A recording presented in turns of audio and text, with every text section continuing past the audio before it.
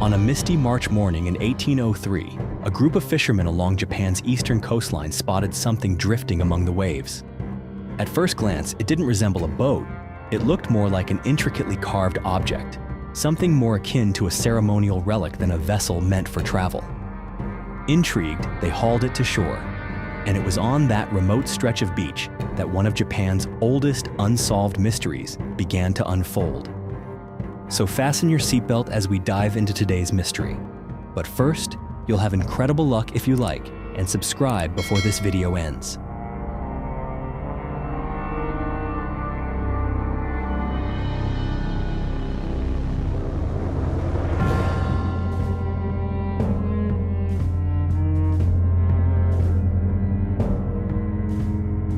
The vessel was only about 18 feet long and 11 feet tall, far smaller than the merchant ships or warships of that era. Its base was made of metal, its upper body crafted from lacquered wood, and its walls were lined with transparent glass panels, joined together in a circular formation.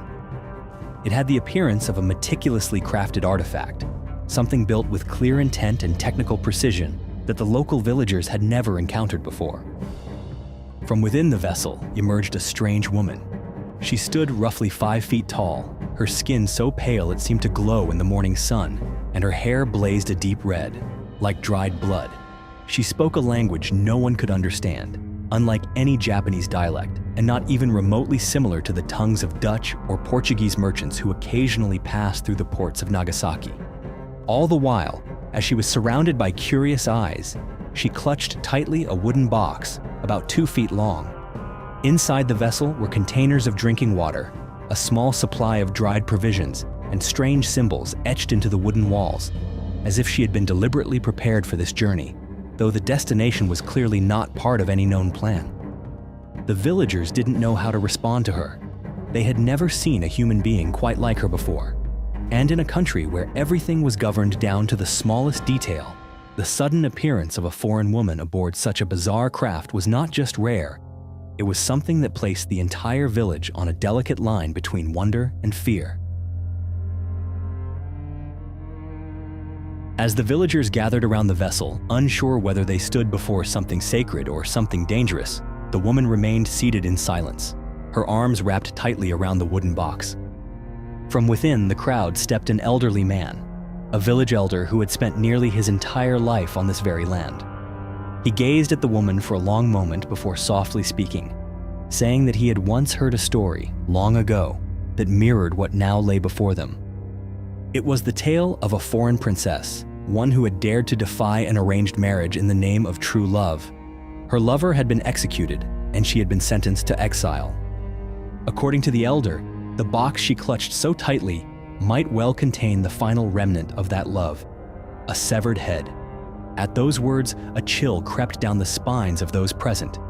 They stood still, unmoving, as though they were witnessing a legend rising from the soil of reality itself.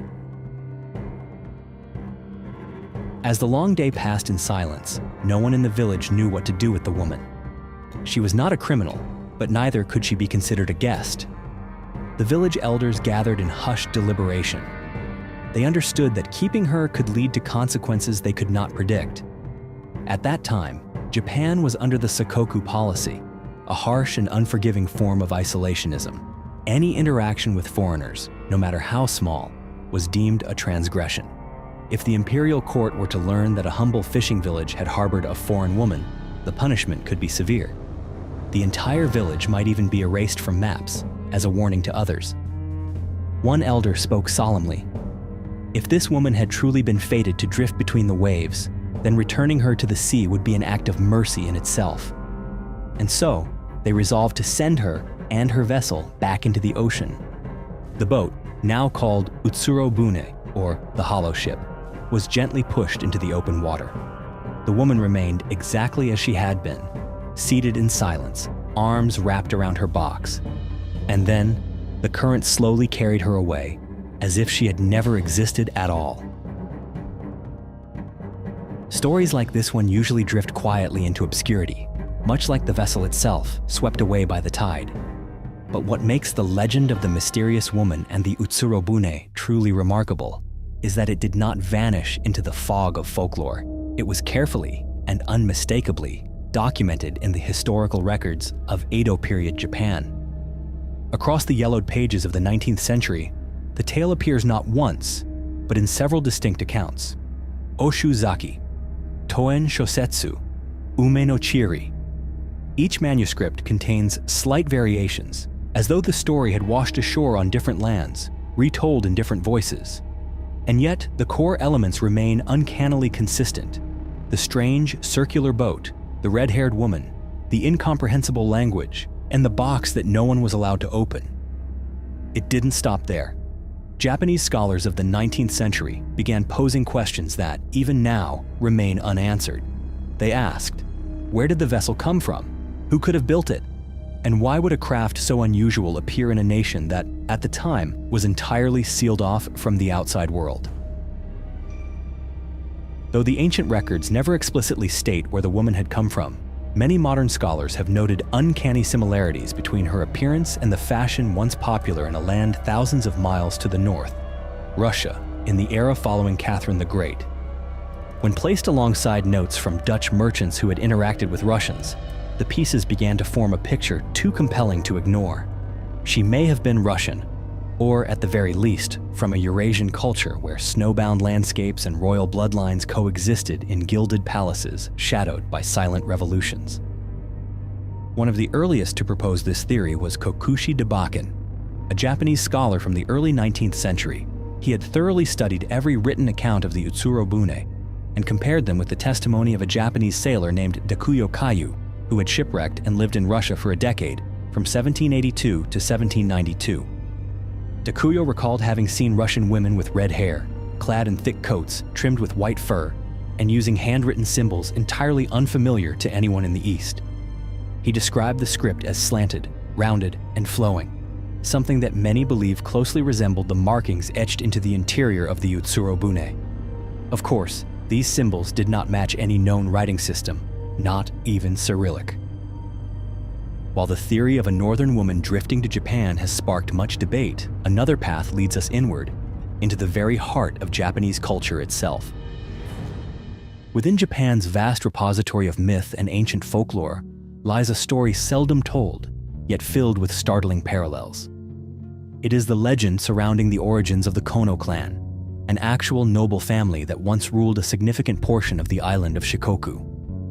According to ancient accounts, in the 7th century, a Japanese fisherman pulled from the waves a 13-year-old girl, found drifting alone across the open ocean in a hollow boat. She claimed to be the daughter of a Chinese emperor, pursued by a cruel stepmother. Sheltered by the people of Iyo province, she grew up and eventually married a local prince. The son they bore would go on to found the Kono clan, a family believed to carry royal blood from a distant land. The tale was long regarded as myth, yet later scholars uncovered fragments of genealogical records, faded drawings that depicted a round vessel, and a girl whose features did not appear entirely Japanese. And most striking of all, it was said to have happened nearly 1,000 years before the Utsuro-bune washed ashore. Though the ancient records tried to anchor the tale within the borders of Earth, there remain details far too strange to be explained by history or tradition. Because if this truly was a vessel, then it was one unlike any known mode of transport ever crafted by human hands at the time. And if this truly was a woman, then she was a woman unlike any archetype ever portrayed in the culture of Edo period Japan. In the historical texts, the Utsuro-bune is described with such precision that it defies dismissal as mere folklore. Its base was made of dark, polished metal, its upper structure crafted from lacquered wood, and along its walls were transparent glass panels, seamlessly joined in a circular array, like a giant lens peering outward at the world. The vessel had no rudder, no oars, no visible mechanism to suggest it was ever meant to navigate the surface of the sea. At the time, the term unidentified flying object had not yet been conceived. And yet, the illustrations of the Utsuro-bune found in early 19th century manuscripts bear an uncanny resemblance to what modern humanity would come to recognize, more than a century later, as the classic flying saucer. And so, a new theory began to flicker into existence, Perhaps this vessel had not come from another country, but from another planet. More than 2 centuries have passed since the Utsuro-bune drifted silently away from the shores of Japan. No one knows what happened afterward, and yet, strangely enough, her story remains. Not as a historical event, not quite as legend either, but as a sliver of something in between, where human reason reaches the edge of its limits and intuition begins to speak in a language no one can translate. What do you think about the woman? Was she an exiled princess? A messenger from a forgotten civilization? Or proof of an encounter from beyond the stars, hundreds of years before such things had a name? If you have thoughts, leave a comment below. I'd love to read them and reflect with you on the mysteries we still haven't solved. Thank you for staying with me until the end of the story. Be sure to hit subscribe and turn on the bell so you don't miss the next episode.